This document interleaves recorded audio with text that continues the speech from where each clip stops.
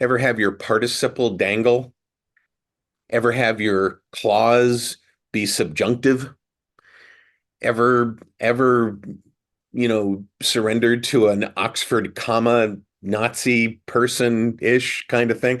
Well, I am a friend of, proud to be a friend of, and a big, huge fan of Grammar Girl, the woman who might be able to help you with all that stuff. And she's a part of narrateyourownbook.com. Mignon Fogarty is going to be with us in this episode of the VOHeroes podcast.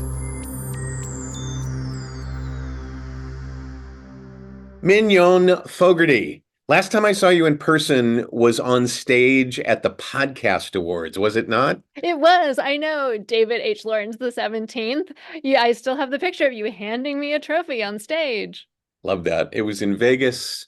What happens in Vegas stays in Vegas unless you have the internet, in which case it's all over the place.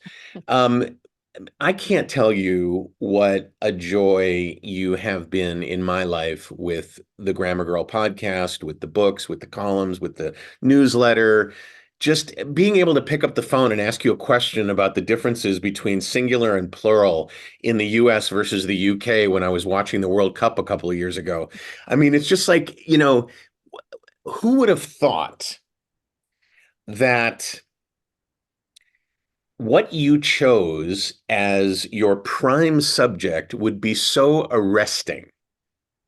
And it just points out what a geek I am. But thank God you exist. Thank you so much. Well, thank you. Well, I love your work giving advice on how to do voiceover and audiobook narration. I'm a big fan of your videos on social media. I will tell you that there are times when I say something and I go, did I say that right? Does Grammar Girl say yes? Is that a yes for Grammar Girl for that?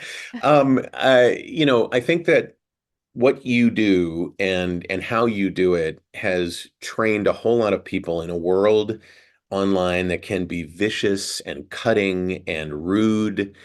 You seem to be this island of fresh air and kindness and joy that it just refreshes me every week. So thank you for that. I just wanted to get that out there. Thank you. Now, I mean, it's really important to me. I don't judge people. I aim to be friendly and helpful and non-judgmental. I just want to help people write better. So I'm glad to hear it's you. yeah, it's great. Now, we have been doing, and by we, I mean I have been doing audiobook narration since the late 80s, and I've been training people on audiobook work for most of the 21st century. Wow, does that make me sound old?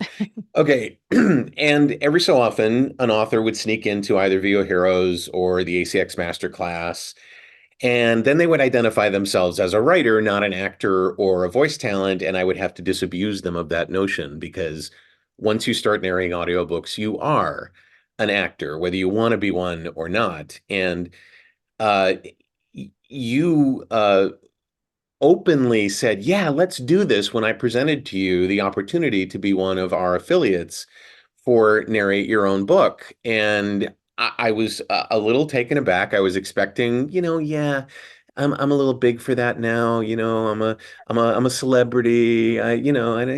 But you were like, let's do this. This is great. And then I found out that you had narrated your own book, but under circumstances that were classically, traditional.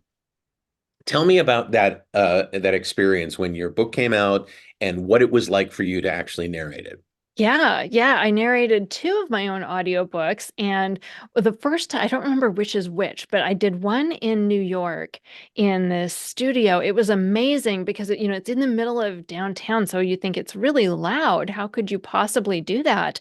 And it was this cube that was sort of floating in the middle of a building. It was sound isolated studio. And, I was in the booth with the paper and the script and there was a producer, giving me feedback through headphones while I was doing it. It was very exciting. I felt very special and important, I have to say. And then Yeah. the second time was in San Francisco, and also there were two people there. There was a tech person and a director, and what I most remember is they made me go buy a new shirt because my shirt was making rubbing noises, and they're like, you need to go get a different shirt." Yeah, you just reminded me. I got to put a lesson and narrate your own book about what to wear and what not to wear when you're narrating jangly jewelry, earrings, necklaces, sequins. Some people are pretty flamboyant and it can narrate themselves into a problem in terms of the sound. So what it sounds like to me is that you were in a situation where you were totally being taken care of. You had somebody who was listening as you were narrating, and they would stop you and say, "Okay, I know you meant to say I'll see you on Tuesday, but you said I'll see you on Thursday. Can you just back up and pick that up again?" And there was an engineer doing the work of how to manage that process so that later someone could edit it and edit out the mistakes and so on. When you were doing that, did you feel taken care of? I did. Yes, very much. It was fun. Yeah. So today, that still happens all the time. People are brought into studios, Audible, Penguin Random House. There are other studios around the country, Dion, Brilliance up in Michigan, and so on. But most of the work that's being done these days is being done from home, not just because of the pandemic and the lockdowns and all that, which was just, you know, it was kind of like a dirty little secret for those of us who do voiceover. We had been doing that for a long time. So it really didn't bother us so much. And I'm sure you knew doing the podcast that it didn't change much about your process. So with audiobooks now you're in your closet or under the stairs or in the basement. You're like, you're a tiny little troll doing your work, and you're capturing money for crossing the bridge. Um, and the gear that's used is also very similar to the gear that you're using for your podcast. Do you do your podcast from home or do you do it from? Oh yeah, I do it from Yeah, home. Yeah. Well, in fact, I have a little studio under the stairs. you do. Well, I there you go. do. Just a All little right, cubby, awesome. just a little So, cubby. yeah, and I think that more and more there have been enough articles in the Atlantic and the New Yorker and the Times about, did you know that most audiobooks are created under the stairs? That people, the general public, have an idea of what that's like. Today, you are open and supportive of this notion of writers narrating their own books and learning how to do it the same way actors and voice talent have done that. And that's what we're doing with Narrate Your Own Book. And Mignon has her own special link that you can use to join us for the free classes and also join us for the registration of the course. It's narrateyourownbook.com/grammar. And if you don't spell it correctly, that's okay. We have you covered. But narrateyourownbook.com/grammar, it gets you to the free course that we put together called How to Narrate Your Own Book. And then also gives you the opportunity to register for the full course where you not only get trained in all this stuff, but you also get the gear as part of the training. I showed this before. We just did an episode of Mignon's podcast, and I showed the gear, and this is what you get as part of it. Um, when you look at this, you're looking to narrate. You said the Hardy Boys, one of the Hardy Boys titles. Right. Yeah. So, as you look at this, what are the things that are most concerning for you? What are you sitting there going, how do I do this? Yeah, well, the thing and it's funny because when you approached me, I think you were surprised. I was like, absolutely, yes, I'm so excited about this because to me, the idea of narrating an audiobook is just fun. And so I had already started, I had gone to find a public domain book that I could just narrate for fun. But then as I sat there looking at it and I started thinking about recording it, I started to get really intimidated because, I had narrated my book. I had even been nominated for an Audie Award, but looking at fiction and realizing there are characters with different personalities and that I just suddenly felt like this isn't what I've done. This is acting and I have no idea how to do that. So that was where I got hung up. But you actually do have an idea how to do that, and you're doing it right now. If I were to ask you, so when you made a mistake in the book that you recorded in San Francisco, what did the director sound like when they asked you to make that correction? Give me an example of what they would have said to you. Oh yeah, they would say, well, yeah, as you said Tuesday instead of Thursday. Can you just back up and redo it again there from that point? Okay, so you just did it. You just differentiated your language from their language. And you didn't do a caricature of them. If they were an older guy, you didn't say, I know you meant to say Tuesday, but you said Thursday. You didn't do something over the top that would take a listener out of the story. You simply and naturally and authentically differentiated their voice and the way they said it from your voice, or even the exposition of, oh, yeah, and then he said, the attribution of what you were going to say. You know, Again, I have to thank you because words like exposition and dialogue and attribution and first person and third person, these are all things that I learned from you. And these are all things that I have been able to use in my coaching that have made me money. So thank you. Okay. But the other thing is you're going to do a public domain book, and that's a special case. I'm assuming that what you want to do is you want to uh, create a Kindle version of the book and then do the audiobook through ACX. Is that right? Yeah, that's what I was thinking. Actually, I was thinking about just doing the audiobook. It didn't occur to me to pair them, but that's a good idea too. You could do that. There is one rule that you need to be aware of, and that's that you have to add at least 10% of the content that exists in the audiobook as commentary or footnotes or here's what life was like in those days when the Hardy Boys were playing with pen knives in their backyard. It's a requirement of ACX to put a public domain book out there on Audible to add additional content from your perspective. Oh, I had Um, no idea. This is incredibly helpful information yeah, already. well, they would have told you that had you uploaded the thing from, and I don't know where you got the copy of it, maybe from Project Gutenberg or somewhere else, but that's one of the requirements. Now, you can certainly do all the work and just offer it on your own website or on its own website that you create for it. That's what I did for War of the Worlds, which is a story that I talk about all the time. One of the courses in VOHeroes is called Creating Your Own Content. And I talk about back in 2004, knowing that the next iteration of the War of the Worlds remakes was coming out with Tom Cruise, and thinking to myself, wait a minute, War of the Worlds is public domain, 1890s, H.G. Wells. I can narrate this and take advantage of all this promotion that Paramount is doing for the movie. And I did. And I did.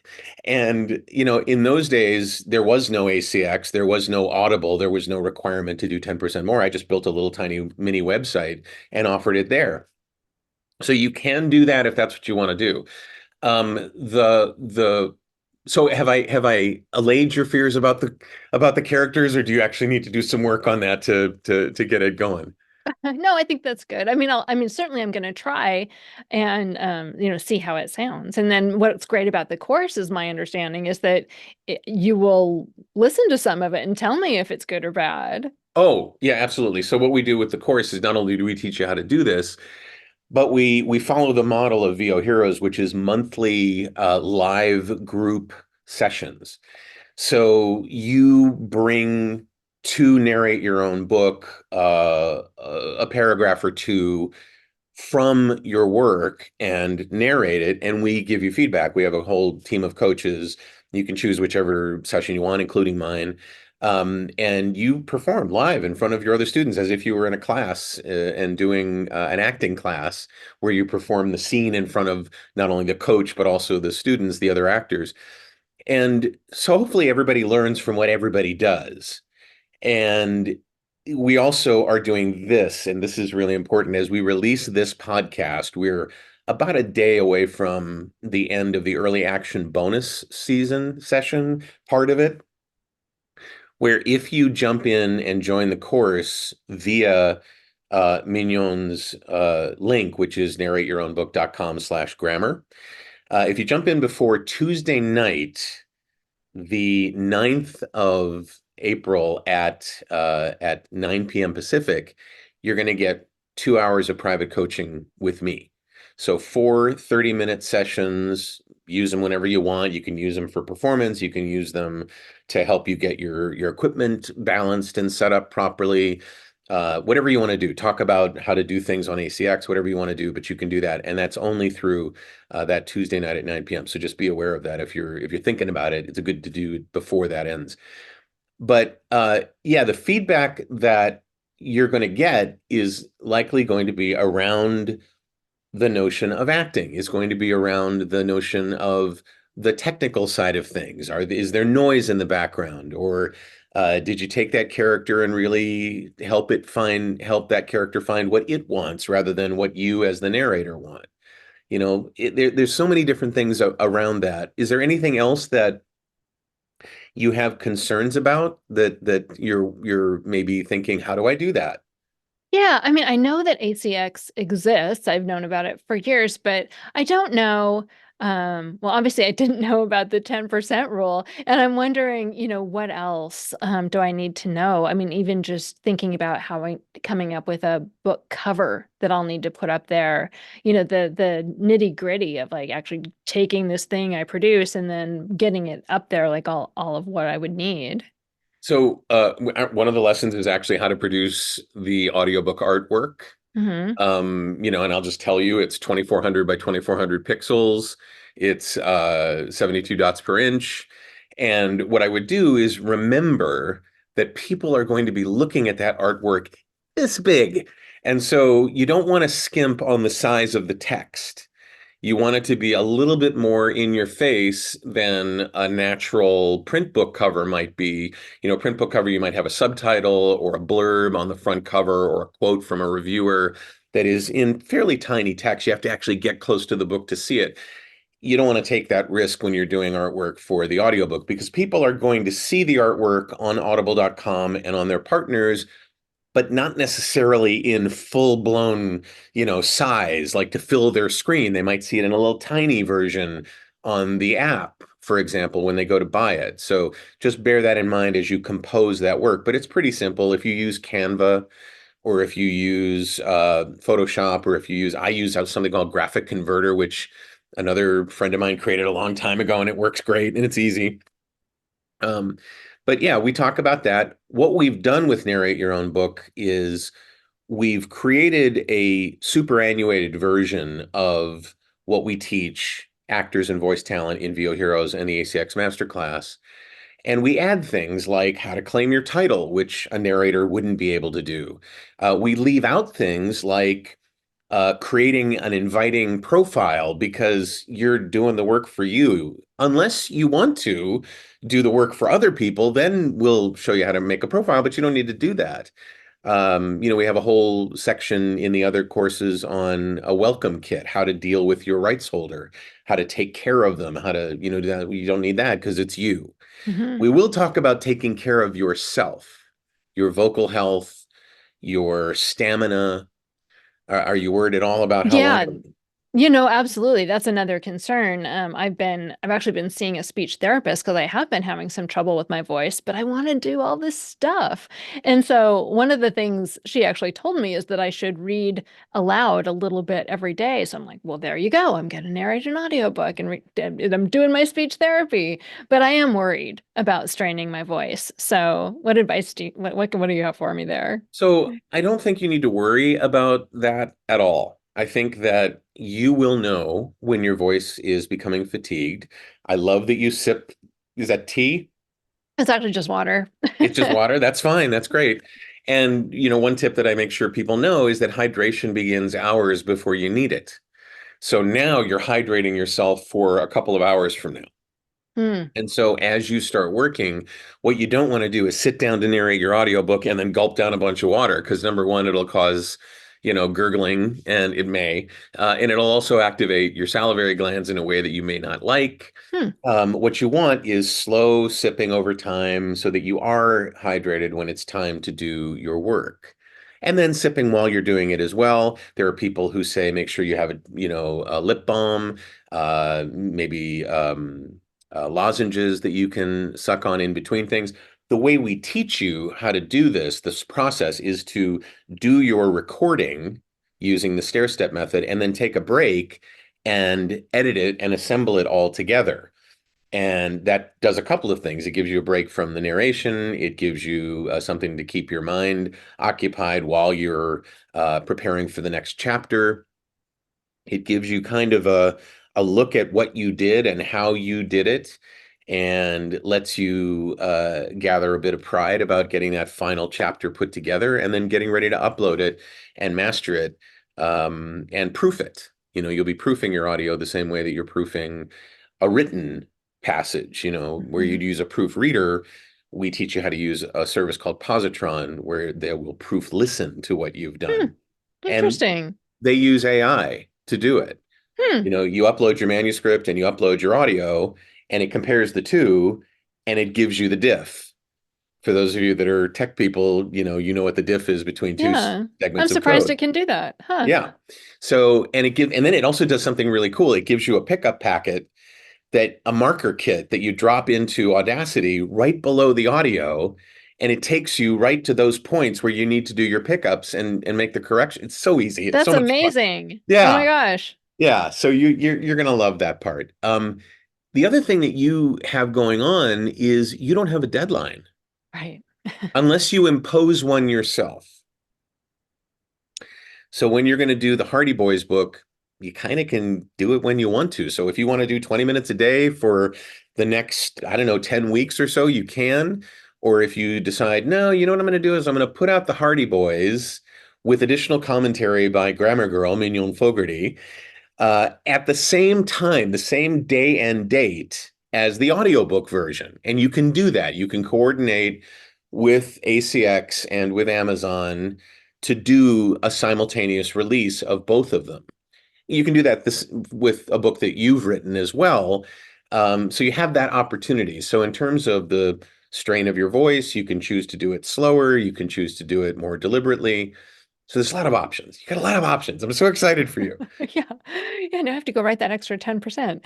But so you're saying probably like 20 minutes a day is a reasonable goal, Well, perhaps. so 20 minutes a day if you want to stretch it out over a longer period of time, Yeah. but certainly 20 to 30 minutes at a time. What I don't want people to think is that they have this burden, this mountain that they have to climb of hours and hours of talking every day for 3 or 4 days to get the book done. Now, Hmm. that's what happens. That's likely what happened when you Yeah. went to the studio in New York and the studio in San Francisco. You were there for a few days, right? 2 days. Yeah. Yeah. So that's the way it happens when you go to a studio. But you weren't engineering your work. You weren't producing your final product. You were just doing what's called a straight record, where you record until you make a mistake and then you are told to do a pickup and you pick it up and you keep going, right? Hmm. You'll do something similar with whatever book you produce yourself, but it's done in what I call like island hopping. You're not running a marathon, you're running some leisurely jogs for like 20, 30, 40 minutes at a time, and then taking a break for as long as you want. And if you feel up to it and you want to, put the thing that you just did together and then maybe half an hour later start a new one, do it again, great. If not, go do something else. You don't have to get it done all at once, and you won't. Hmm. Yeah. So, and I'm curious, I know that for podcasting, it generally takes me, I don't know, like 3-ish minutes of work for every 1 minute of finished audio. Great. That I mean, but that doesn't include some of the back end things that we have to do. But what is it generally for an audiobook? Is it the same or is it different? So Audible and ACX do yearly surveys of their narrators. And on average, narrators tell ACX that it takes them between 7 and 10 hours to do the work. Now, those aren't my students. Those are people who are trying their best to do the job with what they know and have not gone about the process of trying to hone and refine that sort of thing. And with the stair step method, what we want people to be at is 2, 3, 4 hours per finished hour, just like you're saying, 2 or 3 minutes per finished minute of a podcast. You want the same thing, and that includes everything. That includes the principal recording, so the recording of your raw audio, putting it together by editing out the mistakes as you go back through the project, exporting a raw wave file with your edited finished copy, and then asking Positron to give you that marker file to compare it and give you the errors that you need to do pickups. And then in the case of narrators that I train that are actors and voice talent, sharing that with the rights holders so they can approve it. make sure that it's all correct, or with a narrator that's doing their own book, listening to it one last time to make sure that you have everything the way you want it. And then you're done. You're off to the races and putting all your chapters up and your opening and closing credits and your retail sample. We even show you how to pick a great retail sample, how to do that, leaving an open loop.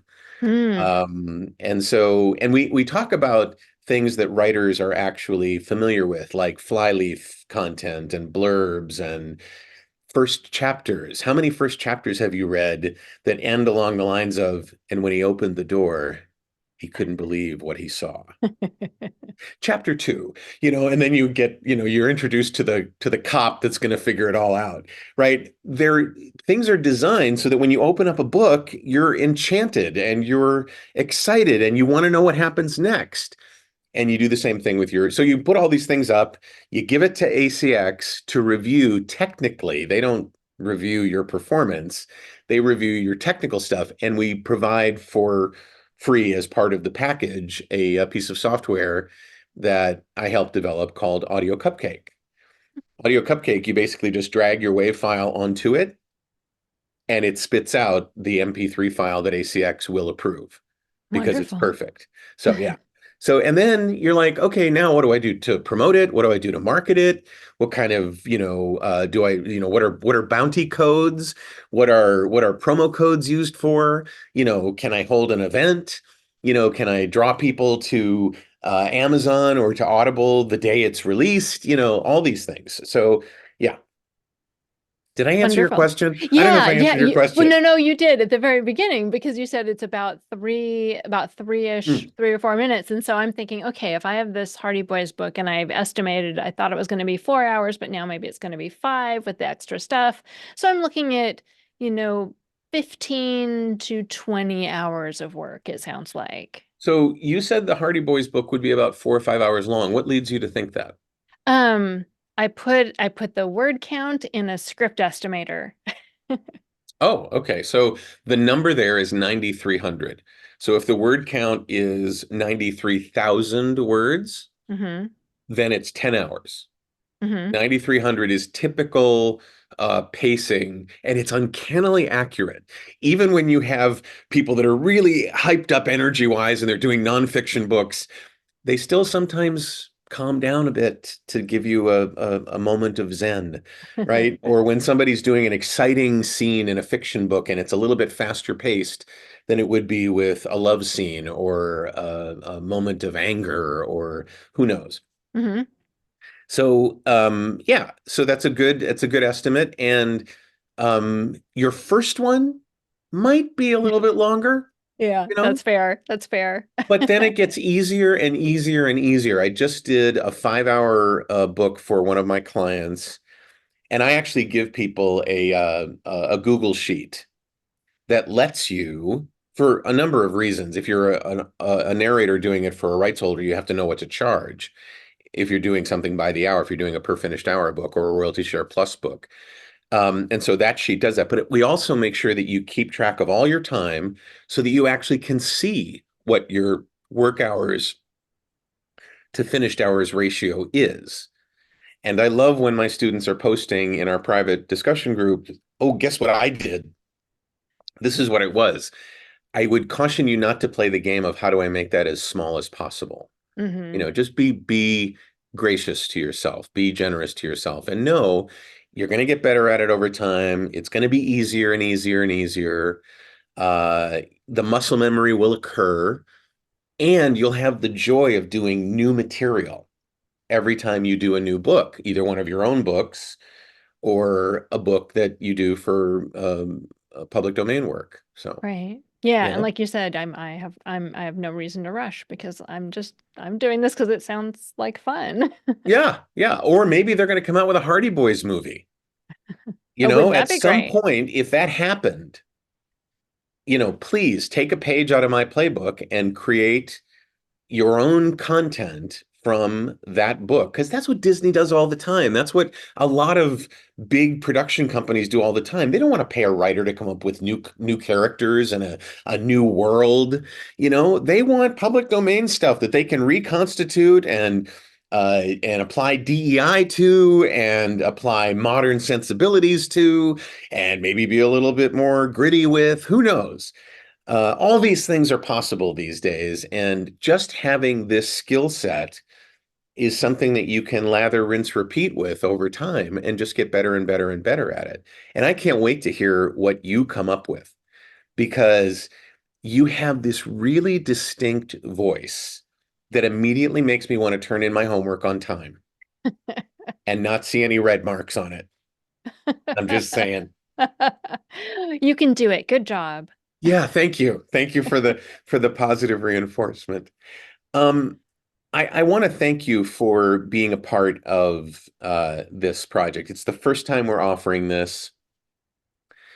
I think that your audience is a very interesting and specific audience that could benefit from it. The people in the audience, people that are watching this are the public, my followers, my students and clients. And I want you to take advantage, if you're going to do this, of Mignon's link, which is narrateyourownbook.com/grammar.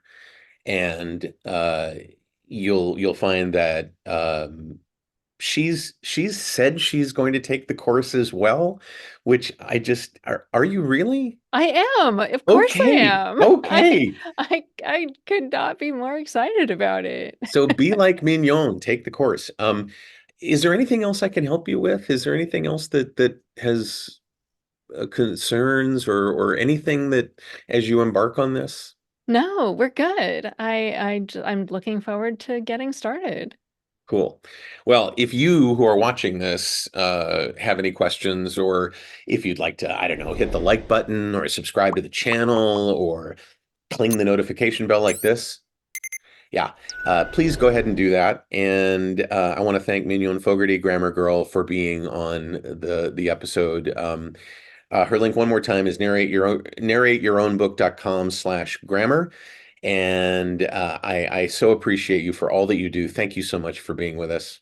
Thank you, David. Thank you so much. I'm David H. Lawrence, the 17th. I thank you so much for watching and for listening, and I will see you in the next episode of the VOHeroes podcast.